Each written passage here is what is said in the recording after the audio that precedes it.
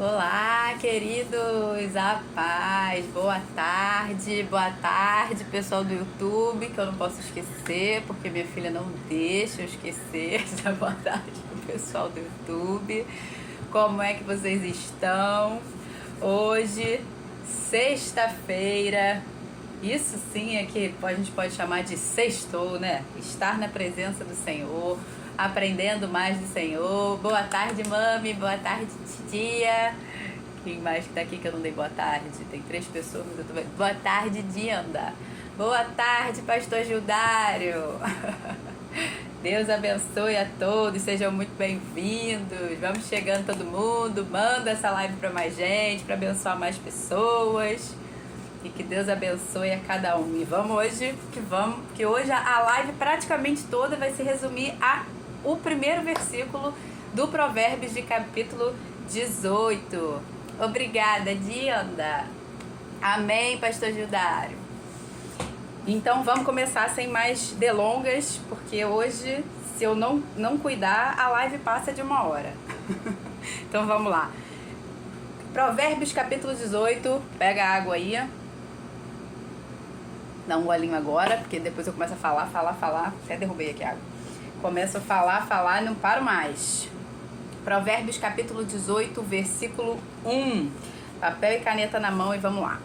O solitário busca o seu próprio interesse e se opõe à verdadeira sabedoria. Em outras versões diz assim: quem se isola busca interesses egoístas e se rebela contra a insensatez.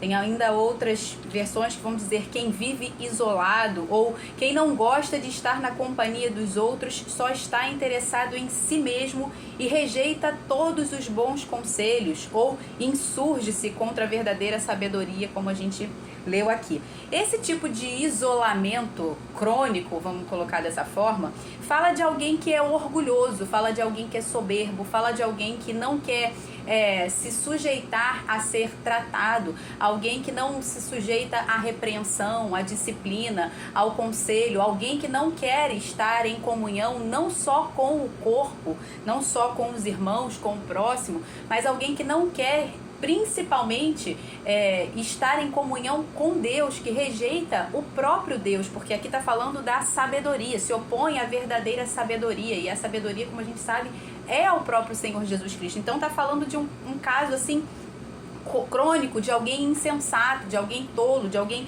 realmente orgulhoso e que não quer ser confrontado, né? Alguém que acha que está acima da comunhão do Senhor e acima da comunhão dos réis mortais, vamos dizer assim, né? Não os mortais, porque nós em Cristo nós somos eternos e imortais, aleluia, né? O nosso espírito não morre.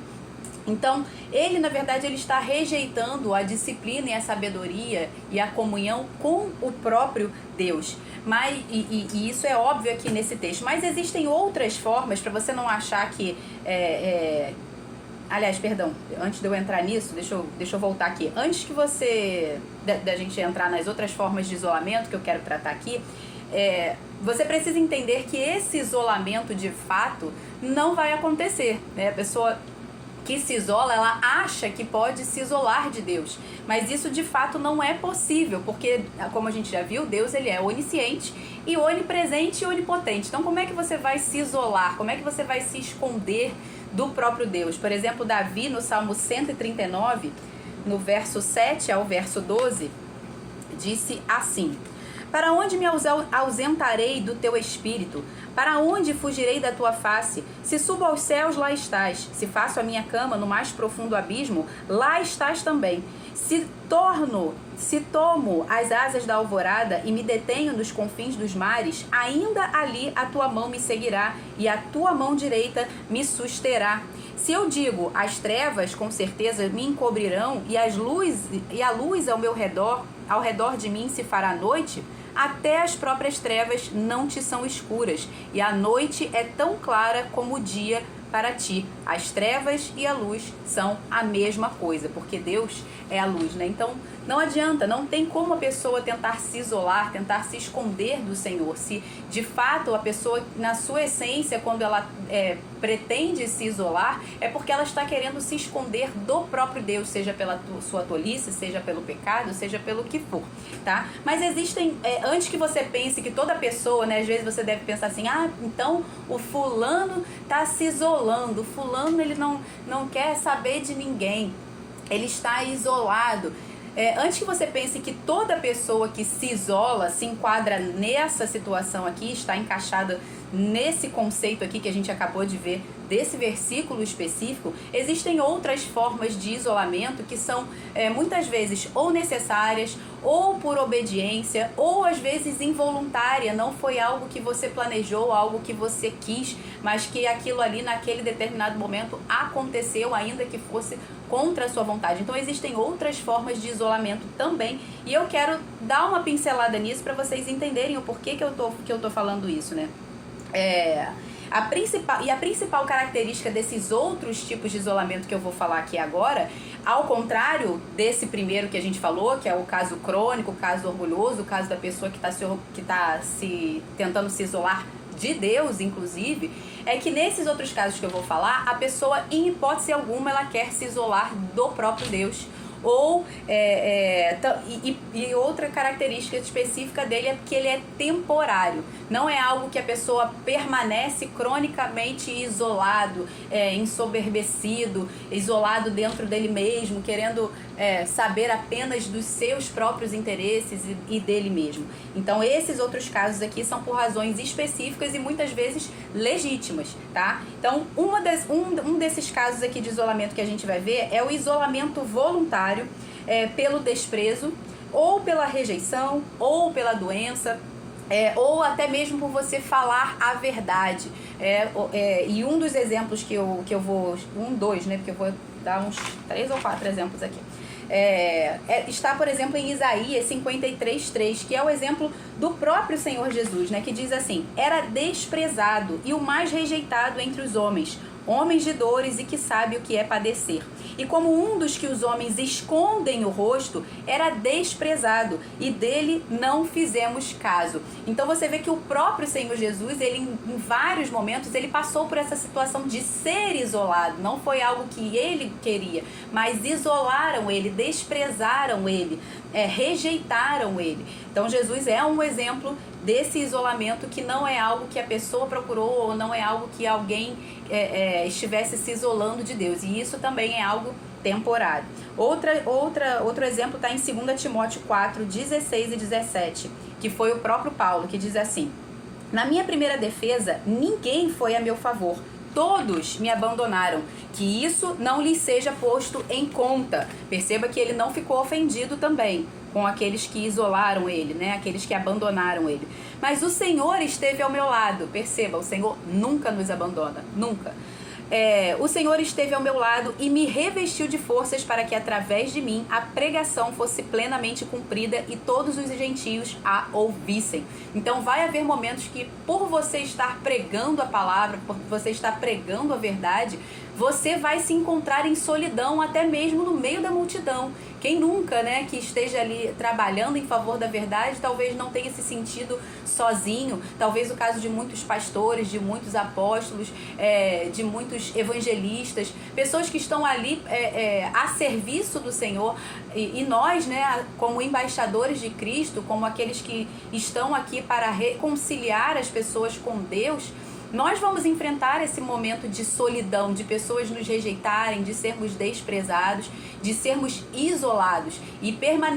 Só que a gente não vai permanecer nesse isolamento, porque ele é algo temporário, não é algo que nós estamos buscando. Foi um isolamento provocado da parte daqueles que não nos querem ouvir. E perceba que também não é um isolamento generalizado, que você está isolado de tudo e de todos. Não, ele é pontual, é de alguém específico, ou de algum grupo, ou pessoas específicas que estão isolando você, tá? Outro exemplo está em Gálatas, capítulo 4, verso 5, que foi, cadê aqui, ó, quando fala assim, ó, o próprio Paulo também, o que aconteceu com a felicidade que vocês tinham, né, porque a igreja lá da Galácia começou a tentar afastar, desprezar por estar acreditando na mentira, né, de falsos profetas e coisas do tipo.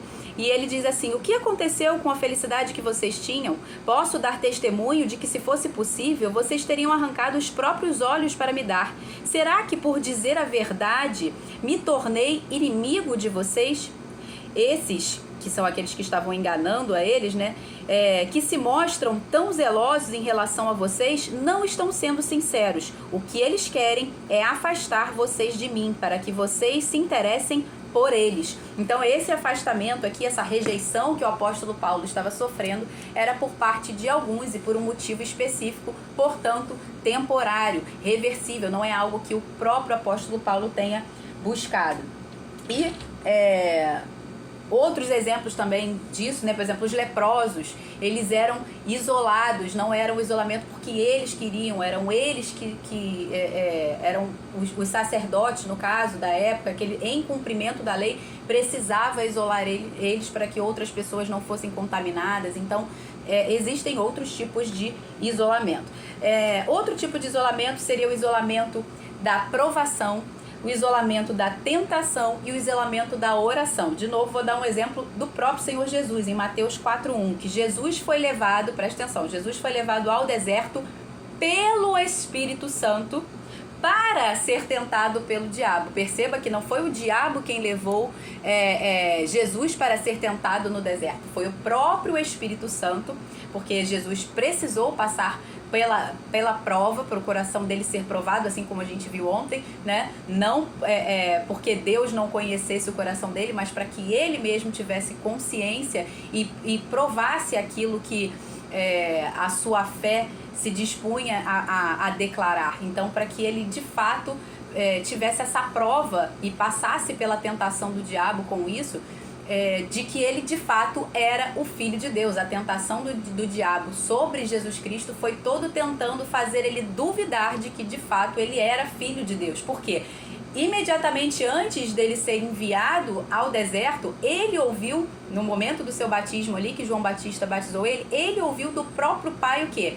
Esse é o meu filho amado, em quem tenho todo o meu prazer. Após ele ouvir essa declaração, o que o diabo imediatamente fez, e com a permissão do Espírito Santo, foi o próprio Espírito Santo quem levou. Então, com a permissão de Deus, ele foi provado, mas não foi Deus quem tentou ele, ok? Deus não tenta ninguém.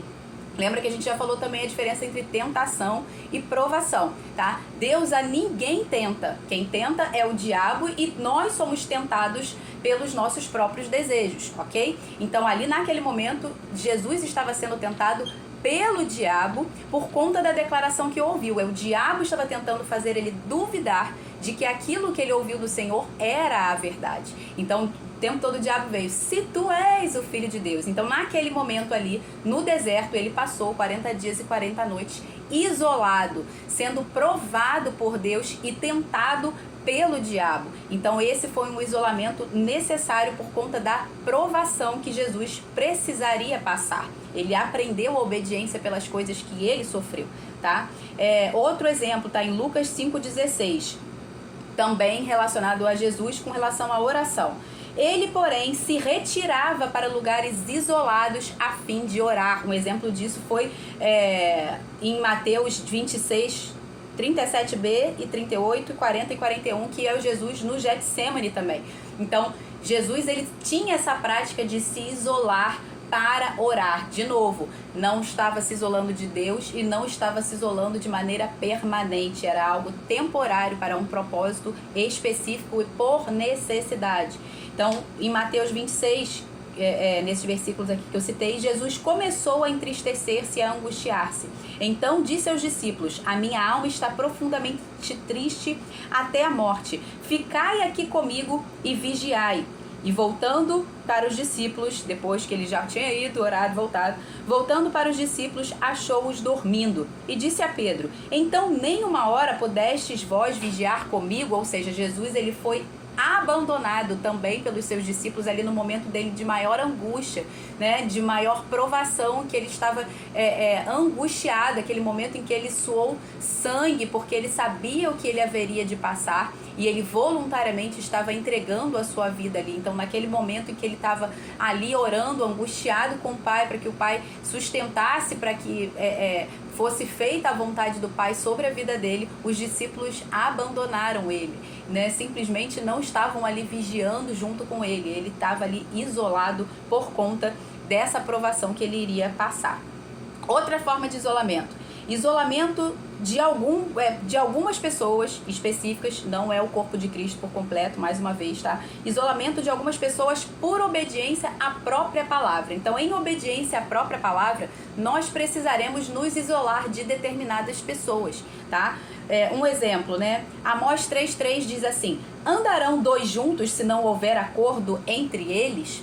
Então, quando não há acordo entre as partes, a palavra fala para que, no que depender de vós, tenha paz com todos. Às vezes não vai ser possível você ter paz com todos, não porque não, pelo menos por não depender de você somente. Então, às vezes não haverá acordo. Se não houver acordo, não há como andar juntos. Então, há determinados momentos na sua vida em que Deus, às vezes, está te levando, te conduzindo a um caminho específico, a um propósito específico, que outras pessoas não vão entender e não vão estar de acordo com isso, e talvez queiram até te impedir, porque não entendem o propósito que você está vivendo, o tempo em que você está vivendo. Então, por um tempo específico, talvez seja necessário que você se isole sim dessas pessoas, não porque você não as ame, não porque você não deseja estar com elas, mas porque naquele tempo específico não vai haver acordo. E Deus deseja essa determinada situação para você. Então é necessário que às vezes você se isole de algumas pessoas para que você encontre as pessoas com quem você vai andar naquela próxima fase, para aquele determinado tempo, para haver concordância e o cumprimento da promessa, o cumprimento do propósito que o Senhor tem para a sua vida. Novamente, isso é temporário. Você não está se isolando por ofensa, não está se isolando porque você está com interesses egoístas e você só está pensando em você mesmo. Não, é por conta de um propósito específico do próprio Deus para você. E que se não houver acordo com as outras pessoas, é necessário que você se isole para o bem do cumprimento desse propósito, tá? Outro exemplo, 2 Coríntios 6, 14 e 15. Não vos ponhais em julgo desigual com os incrédulos, pois que sociedade pode haver entre a justiça e a iniquidade? Ou que comunhão da luz com as trevas? Que harmonia entre Cristo e o maligno? Ou que união do crente com o incrédulo? Então é necessário que a gente às vezes se isole desse tipo de situação, desse tipo de coisa. Não pode haver uma comunhão. Aqui nesse caso não é nem um isolamento de forma generalizada, mas fala de comunhão, fala de algo profundo realmente. Não é algo do tipo, então eu não posso nem ter contato com essas pessoas. Não, não é isso. Até porque o próprio Senhor disse, o próprio Paulo disse na palavra, que se fosse para isso, se a gente se isolar das pessoas, né, dos ímpios, se isolar das pessoas que estão nas trevas, que são ainda escravos do diabo, que a gente teria que ser retirado desse mundo, né? Porque é impossível que a gente não tenha nenhum tipo de interação ou de relação com essas pessoas. É impossível e inclusive é necessário que a gente tenha essa relação com essas pessoas para influenciá-las. Mas aqui está falando com relação a algo mais íntimo, a um relacionamento de comunhão. Aí a palavra fala que, nesse caso, não há comunhão, ok? A comunhão é diferente de uma interação para influenciar, tá? Versículo 2 Coríntios 6,15 no verso B. Outro tipo de isolamento aqui. Não vos associeis com alguém que, se dizendo irmão, se dizendo crente, for impuro, ou avarento, ou maldizente, ou beberrão, ou idólatra, ou roubador. Com esses nem sequer comais. Perceba que quando é relacionado a alguém que está numa condição ímpia, alguém que ainda é escravo do diabo, alguém que ainda não recebeu a Jesus, Paulo fala assim, não vou dizer para que vocês se isolem deles completamente, Com esses vocês precisam ter um tipo de relacionamento para influenciá-los. Mas se for o caso de alguém que se diz irmão e vive como se não fosse, a palavra é clara, com esse nem sequer com mais. Esse sim, você precisa se isolar, porque ele diz que é uma coisa que ele não é. Ou seja, ele não está sendo idólatra, maldizente, beberrão, porque ele ainda não conheceu a verdade e porque ele ainda é escravo do diabo. Mas ele está, mesmo conhecendo a verdade, mesmo sabendo que aquilo ali não deve ser praticado, que ela não pode viver nessa condição, e aí eu não estou dizendo que você nunca vai pecar nesses casos aqui, nessas possibilidades, mas eu digo de alguém que vive deliberadamente nesse tipo de pecado, ou no pecado de forma geral, e se diz irmão, a palavra fala, com esses nem sequer comais, entende? Então nesse caso você precisa se isolar desse tipo de pessoas, tá? Então, ainda teria muitos outros exemplos, mas aí eu vou ser muito extensa aqui, a gente já está em 20 minutos só no versículo 1, tá? Só para você ter uma ideia. Ainda teria muitos outros exemplos para dar. Mas o fato é que Deus não quer que a gente permaneça isolado. Deus nos criou para a comunhão em primeiro lugar com Ele mesmo, tá? E a comunhão com os nossos irmãos, a comunhão com o corpo de Cristo. Deus não quer que ninguém ande só, Deus não quer que ninguém ande isolado, orgulhoso, soberbo, buscando apenas os seus próprios interesses. A pessoa que ela não quer ouvir nada de ninguém, ela não quer aprender nada de ninguém, ela simplesmente nem quer ouvir, ela não quer ser disciplinada, ela não quer ser corrigida, ela não quer ser ali ajustada, lapidada, porque é na comunhão que nós somos lapidados, né, pelo Senhor. Nós vamos nos submetendo uns aos outros, nós vamos sendo ajustados, edificados. E só a quem interessa que alguém não viva em comunhão, em unidade com o corpo, é ao diabo, porque ele sabe que um reino dividido não subsiste. Então, é a vontade do Senhor que a gente ande em unidade, não só em unidade com Deus, mas em unidade com o corpo, com a igreja do Senhor. Então, o diabo vai fazer de tudo, vai usar de todas as formas possíveis para nos isolar. Até mesmo na natureza, os animais que estão isolados da manada, né, da matilha, seja lá qual for o tipo de animal, aí vai ser aí o plural específico, mas aqueles que estão isolados são aqueles que ficam mais vulneráveis, suscetíveis aos ataques do inimigo, aos ataques dos predadores. Então, quando você está junto, quando você está em unidade, você fica menos suscetível ao ataque do inimigo. Então, não se isole, não busque se isolar, né? Exceto se for esses casos específicos que a gente viu aqui, que não é tentar se isolar do próprio Deus ou se isolar propositadamente dos irmãos por motivos egoístas. Se não for esses os casos, não se isole de forma alguma, porque somente o orgulhoso e o soberbo é que busca o isolamento permanente, porque não quer ouvir ninguém e não quer saber da sabedoria, porque rejeita a sabedoria, tá? E um dos códigos mais importante que a gente tem com relação à unidade, um código dado pelo próprio Deus, com relação à importância da unidade, da gente viver em unidade, está em Gênesis, no capítulo 11, verso 6, que diz assim: o Senhor disse, eis que o povo é um, e todos têm a mesma linguagem. Isto é apenas o começo. Agora não haverá restrição para tudo o que intentarem fazer. Em outra versão diz, nada do que se propuserem a fazer daqui em diante lhes será impossível.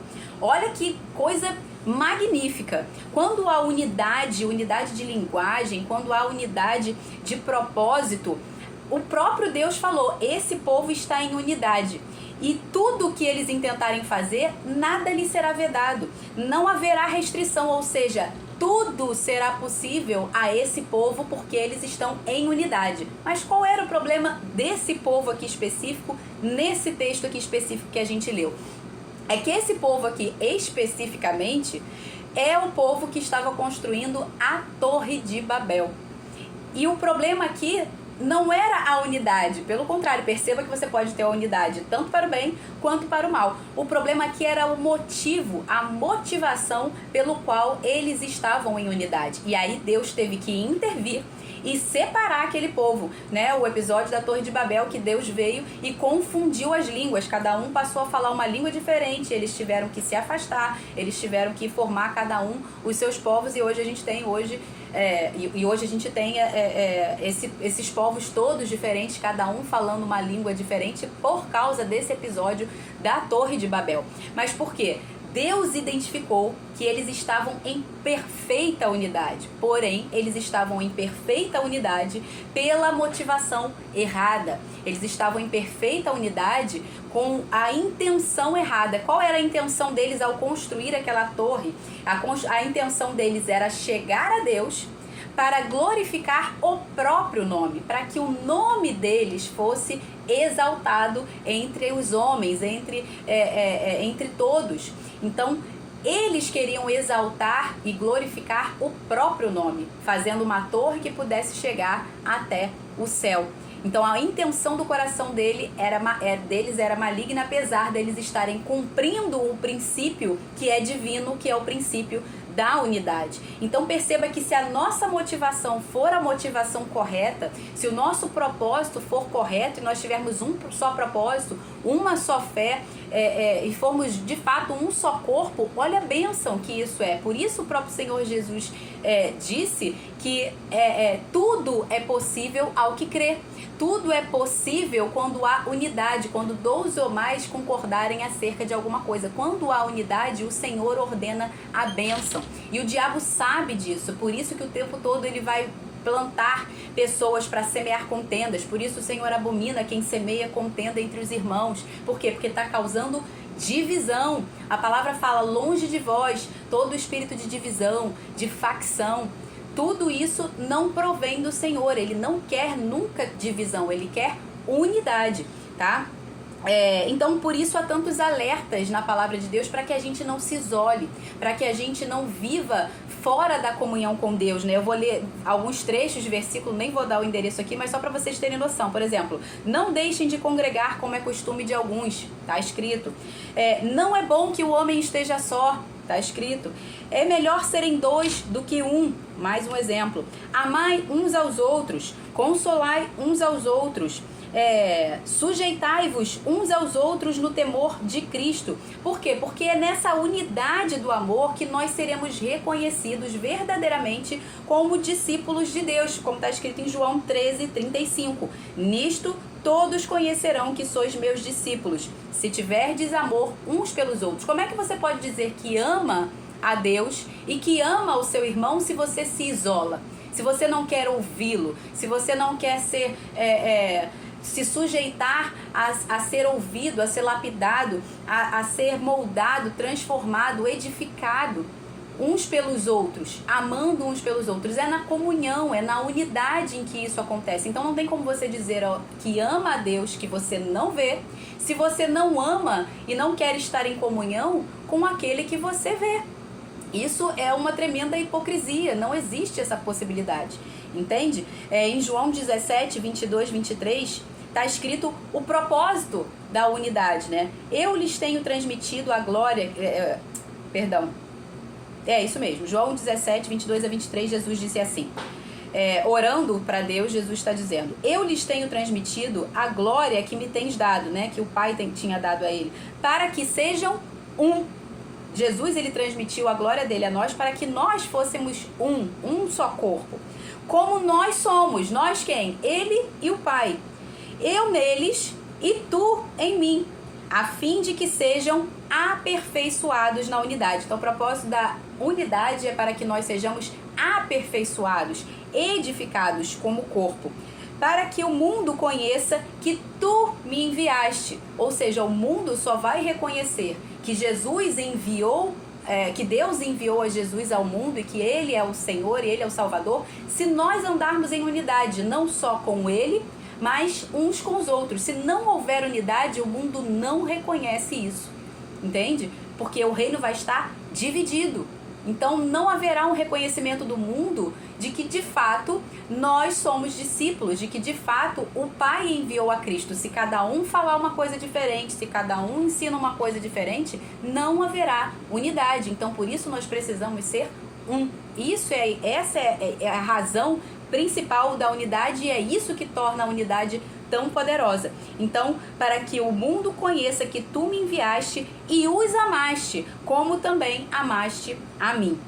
Tá? Então Deus nos ordena tudo isso para a nossa própria edificação, para a edificação do corpo de Cristo. Diferente de Babel, que estava querendo edificar eles mesmos, estava querendo edificar o nome deles, nós estamos sendo edificados para a glória de Deus Pai, para a glória de Cristo Jesus. É o nome de Cristo que está sendo edificado quando nós andamos em unidade. Então isso é que é importante para a gente, tá?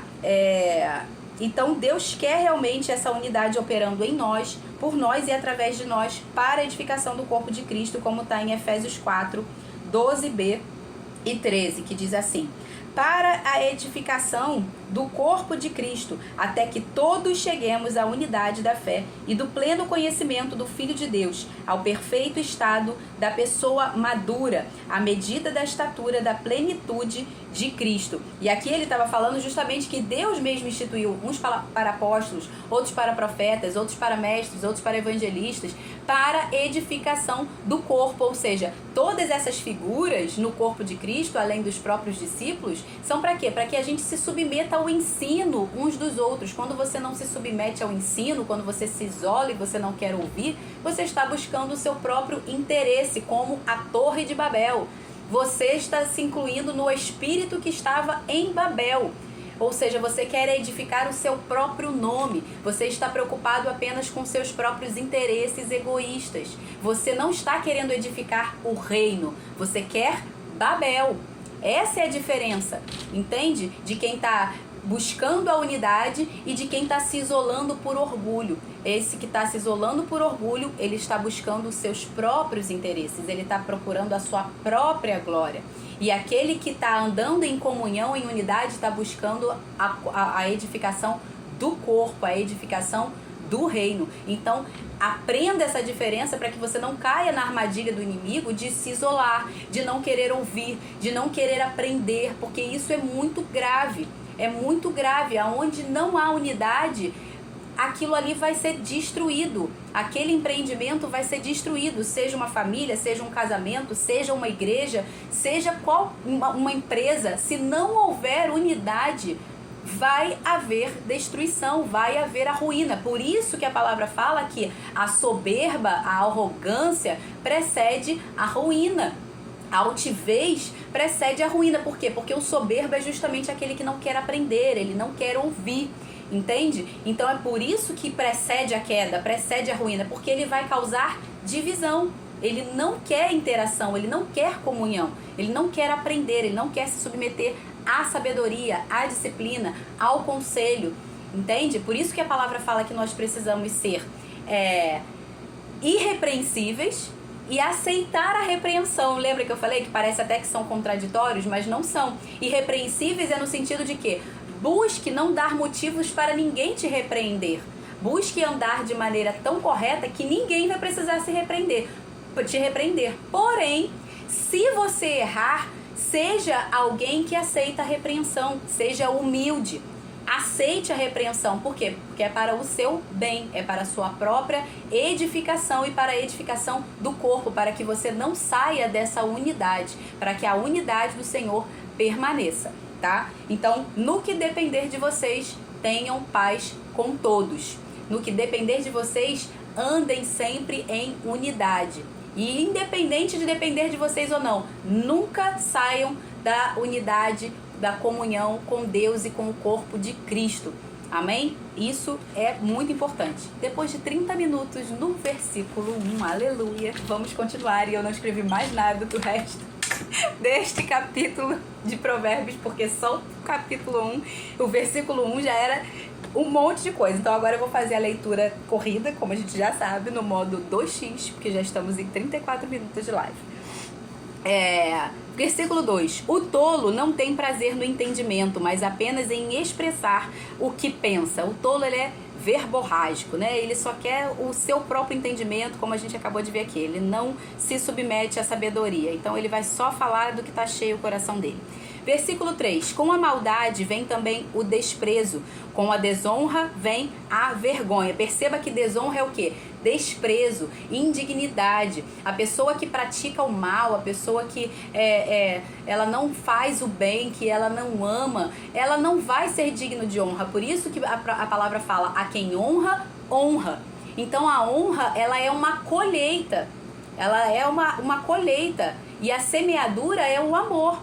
Então quando você semeia o amor, quando você semeia as boas obras, as boas ações, o que você vai receber em troca é a honra. A honra, ela é uma colheita, uma recompensa daquilo. Tem até um livro muito bom que fala sobre isso, que é o livro A Recompensa da Honra, do John Bevere, que eu recomendo muitíssimo e que muito provavelmente vai entrar na nossa lista, apesar de eu já ter lido, vai entrar aí na nossa lista de leitura do livro. Se você ainda não faz parte do nosso grupo de leitura, tem o link aí na bio para você acessar e entrar no grupo. A gente no momento está lendo o livro Amor, o Caminho para a Vitória, do Kenneth Reagan, tá? Muito bom. E aí quando a gente acabar, vamos começar um outro livro que eu ainda não vou dizer qual é, tá? Versículo 4. As palavras de uma pessoa são águas profundas e a fonte da sabedoria é um ribeiro que transborda. Então a fonte da sabedoria é algo que transborda, não é algo que você tem como reter só para você. Você não pode reter. Ele precisa ser um rio que transborda, que flui para trazer vida a outras pessoas. Você não pode ser um mar morto. Por isso que eu tô sempre falando aqui, porque a palavra insiste nisso, que a sua boca fechada tá matando outras pessoas. Você está sendo como um mar morto. Se você conhece a palavra e você não está transmitindo ela, fazendo com que ela flua para abençoar outras pessoas, você está sendo como um mar morto. E aí você não só está se matando, como tudo que se aproximar de você, tudo que estiver à sua volta, você vai matar. O mar morto faz isso, nada sobrevive a ele, ele repele tudo, ele é a perfeita figura do orgulhoso, da perfeita figura do tolo, do soberbo, é o mar morto. Nada permanece nele, ele mata tudo que está ao seu redor, porque ele não recebe a sabedoria, ou quando recebe ele não transmite, ele não transborda aquilo ali para outras pessoas. Então ele se torna sem vida, ele se torna morto em si mesmo. Olha que condição terrível, horrenda, tá? Então aquilo que o Senhor te deu, transborde. Fale, pregue a palavra para outras pessoas, transborde a sabedoria de Deus que você já adquiriu para abençoar a vida de outras pessoas, seja como esse ribeiro, tá? Versículo 5. Não é bom ser parcial com os ímpios, para torcer o direito dos justos. Como a gente já viu, né? Deus não gosta de parcialidade. Deus gosta de pesos e medidas honestas, balanças e medidas justas. Ele não gosta de 2 pesos e 2 medidas. Deus é justo, ele odeia a injustiça. Então a gente precisa não só amar o que Deus ama, mas odiar o que Deus odeia, tá? Versículo 6. Os lábios do tolo entram na discussão e sua boca clama por açoites. Clama por açoites por quê? Porque ele despreza a si mesmo, como a gente viu em Provérbios 15:32. O tolo despreza a si mesmo. Então é como se ele estivesse clamando por açoites, entendeu? E quando você açoita, ele ainda reclama. Quando você vai lá e vai corrigir, a tolice dele, porque a palavra fala que a tolice tem que ser corrigida com a vara, né? Então quando você corrige ele ainda acha ruim, entendeu? Mas ele na verdade despreza a ele mesmo. Então ele tá clamando por açoite, porque é tanta tolice que, tipo assim, quase que pode vir com a vara pra mim, entendeu? Por conta da tolice. As palavras do difamador são comida fina, que desce para o interior do ventre. Esse aqui é o bajulador, é o invejoso, é o difamador. Todos eles se enquadram nesse mesmo balaio, né? A pessoa bajuladora, invejosa, difamadora, ela vem com aquelas falas mansas, né? Falando pra você, te bajulando, e vem com beijos e abraços. É por isso que a palavra fala que às vezes é melhor a palavra dura daquele que te ama, né? Do que os beijos daquele que te engana, daquele que é falso. Então muito cuidado com aqueles que te bajulam e que não falam a verdade pra você, que às vezes eles estão ali só tentando tomar, às vezes, um espaço que você ali conquistou, ou eles estão ali com inveja, com raiva, com ódio de você ter o que você tem, de você ser quem você é. Então, muito cuidado com esse tipo de gente, tá? O difamador. Se alguém chegar pra você pra falar alguma coisa de alguém, pergunta: isso edifica? Eu posso falar com essa pessoa que você falou comigo? Não, então não venha falar comigo. Se alguém difamar você, não venha. Eu já fiz isso algumas vezes, né? De pessoa falar assim: porque tem um negócio aqui do irmão fulano. Peraí que eu vou chamar o fulano aqui então pra gente resolver. Não precisa. Pronto, nunca mais a pessoa chegou pra falar comigo. Nunca mais. Por quê? Porque você não pode dar brecha para esse tipo de situação, entendeu? Se você mesmo não está disposto a falar tete a tete ali, né, como a gente costuma dizer, na cara, na lata da pessoa aquilo ali, então também não fale quando ela não estiver presente, tá? Não significa que, tá bom, eu comentei alguma coisa com alguém, mas essa pessoa não estava presente. Mas na frente dela você também falou a mesma coisa? Se você já falou pra ela na frente dela, né? E essa outra pessoa com quem você está falando já sabe da situação, é uma coisa, que aquilo que você está falando é algo que já foi dito, que já foi exposto, que você já falou, ok. Então você já tratou com essa pessoa, já falou com ela, e a pessoa com quem você está conversando já sabe da situação e sabe que você falou com ela, ok? Eu não estou falando aqui de maledicência, tá? Não estou falando aqui de ficar falando por trás, de disse-me-disse, de fofoca, não é isso. Então, esse caso aqui do difamador é a pessoa que vai vir para falar mal de você e depois ela vai falar mal de você para outra. Entendeu? Normalmente quem vai falar mal, quem traz alguma coisa do outro pra falar mal pra você, também vai falar mal de você pro outro. Não se engane, tá? Isso aí, ó, meu marido tá falando. Se você não for parte do problema e nem da solução, é melhor nem saber. Exatamente. Na verdade, não precisa saber nem se for parte do problema nem parte da solução. Só precisa saber se for direto da própria pessoa. Fala direto com a pessoa, né? Então, o melhor é sempre tratar com a própria pessoa, como a palavra fala. Se você tem algo contra o seu irmão, ou se você sabe que seu irmão tem algo contra você, vai até ele. Você argue ele e você somente. Se ele não te ouvir, você traz mais alguém e vai junto lá diante dele para falar. Se ainda assim ele permanecendo não te ouvir, aí sim você considera ele como gentio publicano. Se você foi lá para poder confrontar o pecado, fazer alguma coisa do tipo, aí sim você vai até a igreja, considera ele como gentio publicano, ou seja, lavou as mãos, né? Não há mais o que fazer. Mas do contrário, é só maledicência. Se não for para resolver, se não for para solucionar, se for só para falar, né? O famoso, não, eu vou te contar. Isso aí na igreja é virou quase que jargão, né? Tipo, não, eu vou te contar, mas é só para você orar. Você orou, infeliz? Você orou, criatura? Como diz meu pastor, irritante. Você já orou? Não, então por que você quer contar pro irmão orar? É mentira, você não quer contar pro irmão orar coisa nenhuma. Você quer contar pro irmão porque você é fofoqueiro. Você é maledicente, você não quer contar pro irmão pra orar coisa alguma. Então para com essa desculpa. Isso é vício, fofoca é vício, ok? E se for com homem é pior ainda. Homem que é viciado em fofoca, ele tem um vício feminino, tá? Porque a mulher é que tem o vício de falar. Ok? A mulher é que ela tem mais necessidade de falar, então ela é mais propensa a esse tipo de vício, de maledicência, de fofoca. O inimigo vai tentar muito mais a mulher por conta da necessidade dela de falar. A mulher, ela tem uma necessidade biológica, química, de falar muito mais do que os homens, como a gente viu lá, né? Semelhança do Espírito Santo, que o Espírito Santo fala e fala abundantemente. Então, a semelhança do Espírito Santo, a mulher fala. A mulher, ela tem essa necessidade de falar. Então, isso vai se tornar, no caso de uma tentação, quando o inimigo quiser tentar aquela mulher, isso se torna um vício feminino. Tá? Então o homem que tem esse vício da fofoca, o homem que tem esse vício da maledicência, ele é um homem emasculado, ok? Isso é muito grave. O homem que tem o vício da fofoca, esse homem, ele é um homem emasculado, ele é um homem que está com a sua masculinidade corrompida, porque isso não é um vício masculino, não é vamos botar assim, não é comum, tá? Na verdade, o ideal é que ninguém tenha esse vício, porque isso é pecado, mas não é comum que o diabo vá tentar o homem nisso, porque o homem ele não tem essa necessidade de falar tanto quanto a mulher. Então, se o homem está sendo tentado nisso, ele precisa, inclusive, ter essa atenção para saber se isso não é uma emasculação. Tipo assim, vai conferir sua testosterona, tem alguma coisa errada aí, tá? Já tá beirando a emasculação. Eu não tô falando aqui de homossexualismo, não estou falando nada disso, tá? Não tem nada a ver com o que eu tô falando. Emasculação não tem nada a ver com homossexualismo, aí é outra coisa.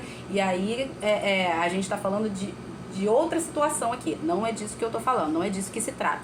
Não se trata do que eu tô falando aqui, não se trata de sexualidade, tá falando de vícios, de corrupção por conta da língua, por conta da linguagem, tá? Que a mulher é mais suscetível a esse tipo de vício por conta da condição biológica dela, ok? Então vamos lá, continuando, senão eu falo, viu? Mulher fala muito, eu falo pra caramba, né? Meu marido sabe que eu falo a beça. Cadê? Onde é que nós estamos? 7, né? A gente falou? 8. Ah, não, a gente tá no 9 agora. Quem é negligente... 45 minutos, Jesus. Quem é negligente no seu trabalho já é irmão do desperdiçador. Por quê? Porque ele mesmo já faz o papel do devorador, né? Porque não trabalha, não faz o que precisa fazer, ele é negligente, não é disciplinado, não estuda quando precisa estudar, não trabalha quando precisa trabalhar. Então ele mesmo já está sendo negligente, ele mesmo já faz o papel do devorador. Entendeu? Então, às vezes, vê aquilo que ele tem indo embora, sendo desperdiçado, e ele não sabe por quê. Por quê? Porque tá saindo, mas não tá entrando. Ele tá tendo as despesas que são naturais, né? A gente vai precisar consumir, toda a casa tem a sua despesa, mas ele está sendo negligente naquilo que ele precisa fazer para entrar. Então a palavra fala que ele já é irmão do desperdiçador, ou seja, tá de braço dado com o devorador lá, vambora, tu é meu companheiro. Né? Então, se não houver entrada, obviamente aquilo que vai sair vai ser maior do que vai entrar, o que é desperdício, além do próprio desperdício em si, com coisas que não são devidas, aquilo que não é custo, por exemplo. Lembra que a gente falou a diferença de custo e de gastos, né? Custos é tudo aquilo que vai dar retorno, né? Você precisa investir nas suas roupas, na forma como você se apresenta, até mesmo para você se apresentar bem para o seu trabalho ter um retorno para você, a forma como você representa Cristo. Você precisa investir em maquinário, se você tem empresas que trabalham com maquinário, você precisa investir naquilo. Então, investimento, custo é diferente de despesa, tá? Então, aqui a gente está falando de coisas de desperdício. Desperdício é tudo aquilo que não é custo, não é despesa e que não está tendo entrada o suficiente para suprir também as saídas, para abundar, né, a saída. Como a gente falou, você tem que trabalhar não só para você, mas também para suprir, se necessário, a necessidade de outras pessoas, né? Ser generoso nas suas ofertas. Torre forte é o nome do Senhor, o justo corre para ela e está seguro. Aleluia, né? O Senhor é o nosso refúgio e fortaleza, nele nós sempre estamos seguros, aleluia. Lembrando que seguro não significa que nós não teremos aflições, tá? Seguro significa que nós estamos firmes, nós não seremos abalados porque nós estamos firmados nele. Os bens do rico são a sua cidade fortificada e, segundo imagina, uma alta muralha. Ou seja, ele está depositando a confiança dele na instabilidade das riquezas. Não faça isso, a sua confiança precisa estar no Senhor, tá? Porque as riquezas são instáveis. Antes da ruína, o coração humano se gaba, mas a humildade precede a honra, né? Como a gente viu já em outros versículos. A soberba precede a ruína, precede a queda, né? Quando a gente viu ontem, quem faz alta a sua própria porta, ou seja, quem está se gabando, está facilitando a sua própria queda. Responder antes de ouvir é tolice e é vergonha, né? A gente, às vezes, não está ouvindo a pessoa... para saber o que ela quer, e isso é muito comum também das mulheres. Não ouvir para... a gente não ouve para entender aquilo que a pessoa está passando. A gente ouve, mas já querendo falar, entendeu? Já ouve já querendo dar a solução, ou já ouve querendo dar a nossa opinião. Isso também é um vício feminino, entendeu? De, às vezes, ouvir, mas ouvir já com a intenção de falar e não com a intenção de entender. Então isso aqui a gente precisa ouvir antes de falar. Sair falando antes de ouvir é você fazer um juízo precipitado. Às vezes você não ouviu tudo, então é vergonha, é tolice, tá?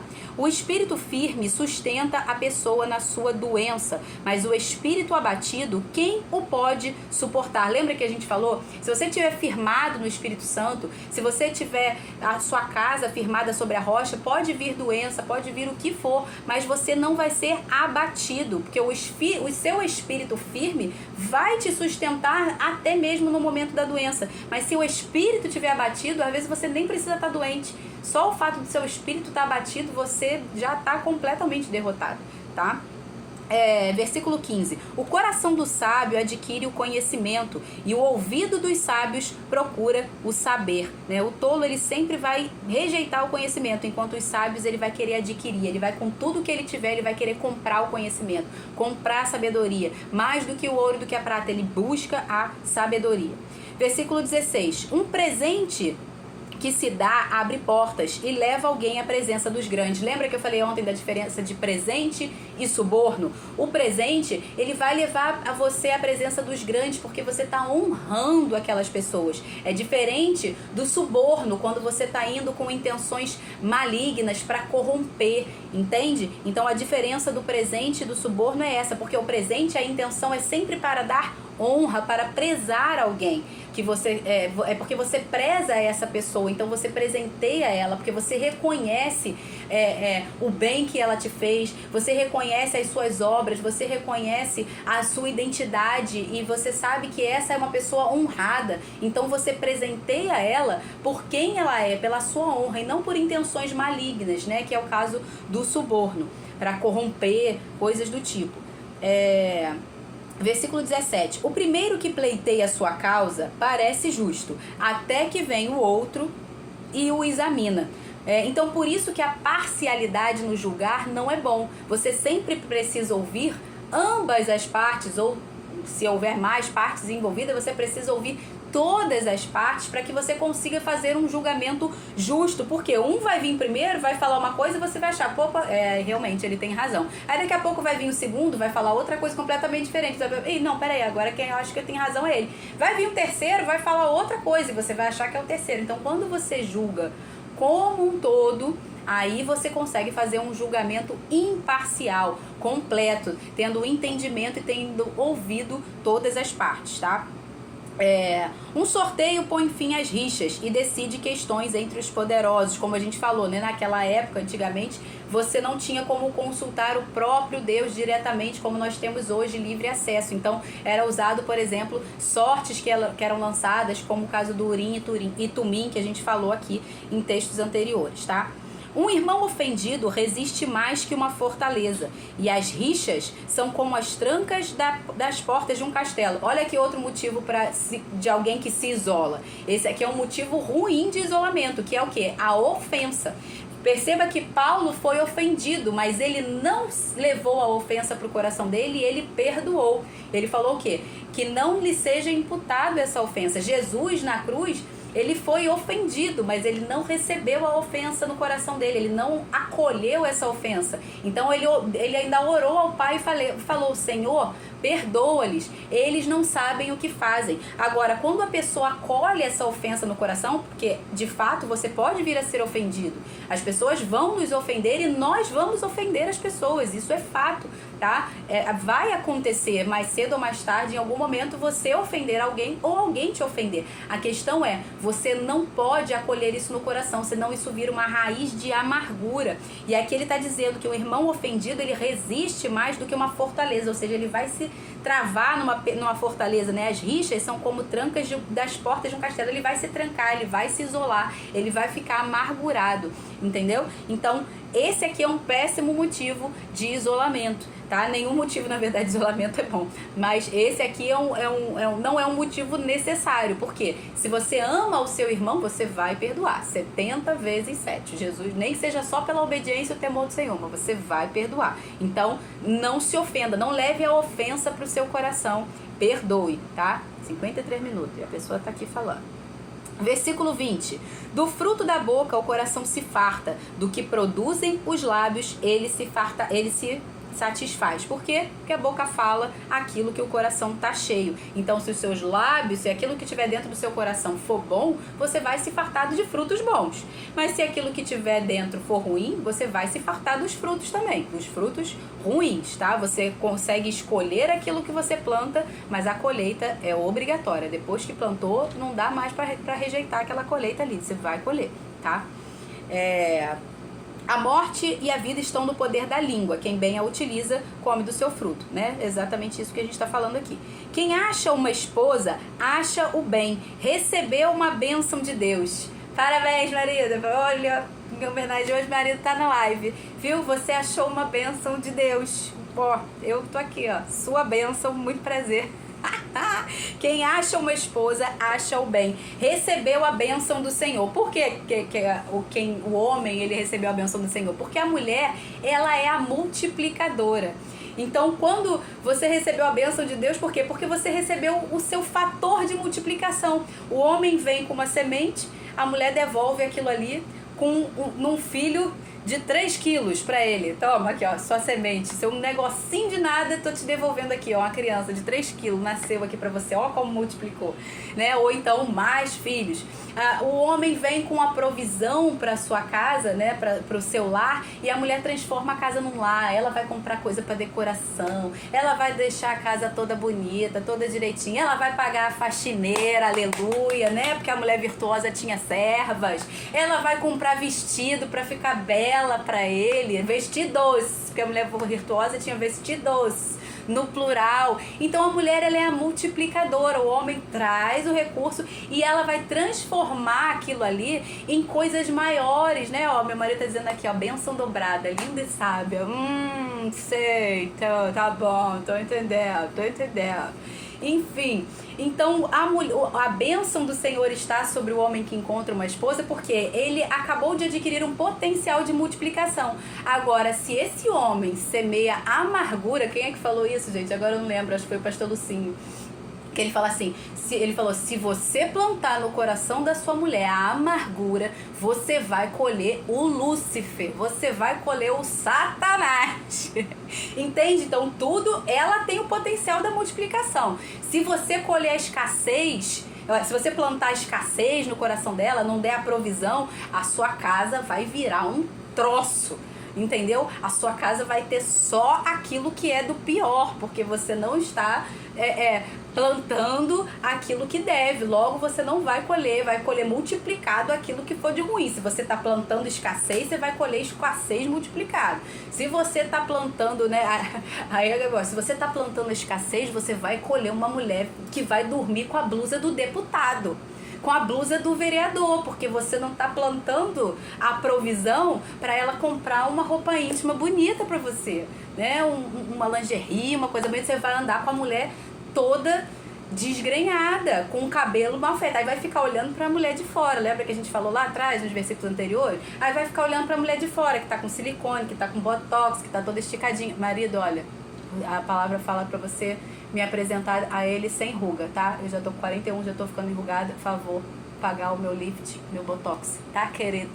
Fica a dica, tá? Então, você multiplica, você tem dentro da sua casa, o homem vai ter dentro da sua casa o potencial de multiplicação. Mas tudo vai depender do que ele vai plantar, da semente que ele vai trazer. Então o homem traz a semente e a mulher tem esse potencial de multiplicar a 30, 60, 100 por 1. Plantou a amargura, tem o Satanás. Plantou as bênçãos, vai colher bênçãos abundantes, multiplicadas, muito mais do que você pode pedir, pensar ou imaginar, né? Plantou a escassez, vai colher a calcinha furada e a blusa do deputado para dormir. Parabéns, cada um tem aquilo que merece, cada um vai receber de volta aquilo que plantou. Amém? Gente, tô aproveitando que meu marido tá aqui hoje, tô rindo, tá, gente? Porque aí eu posso falar, porque já que ele tá aqui, né, eu posso falar. No versículo... Onde é que a gente parou, gente? Tá? Quem achou uma esposa, acho bem e recebeu a bênção do Senhor. Aleluia. Meu marido achou a bênção do Senhor. Ô, homem abençoado, bem-aventurado. Versículo 23. O pobre fala com súplicas, mas o rico responde com dureza. O rico aqui nada mais é do que tá falando da figura do soberbo, mas não significa que todo rico é soberbo. Inclusive tem muito pobre que é soberbo, tá? A palavra fala, por exemplo, que o amor ao dinheiro é a raiz de todos os males. Só que infelizmente tem gente que é pobre e tem amor ao dinheiro. Aí eu gosto do Luciano Subirá, que ele fala assim, né? A pessoa não só é pobre, como ainda tem a raiz de todos os males. O infeliz, né? Ele conseguiu ser pobre e ter a raiz de todos os males tudo junto. Ou seja, é uma desgraça, o pacote da desgraça completa. Não bastava ser pobre, miserável, tá no nível de se chamar a mulher de meu bem, o banco recolhe, né? E ainda por cima ele tem a raiz de todos os males. Então aqui ele está falando, ele usou o termo rico aqui, mas ele está falando do soberbo, do arrogante, do ganancioso, tá? Ih, gente, 29 segundos para acabar a live aqui agora, ó. Acabou. Vamos lá, último versículo então pra gente finalizar. Quem tem muitos amigos pode cair em desgraça, mas há amigo mais chegado que o irmão. Então, seja abençoado por essa palavra. Busque pessoas pra te aconselhar. Hoje não vai dar tempo nem de orar. 12, 11, 10. Beijo, gente. Até amanhã. Que Deus abençoe a todos. Sintam-se abençoadas. Amanhã, versículo 19 aqui. Beijo. Tchau, tchau. Tchau, pessoal do YouTube.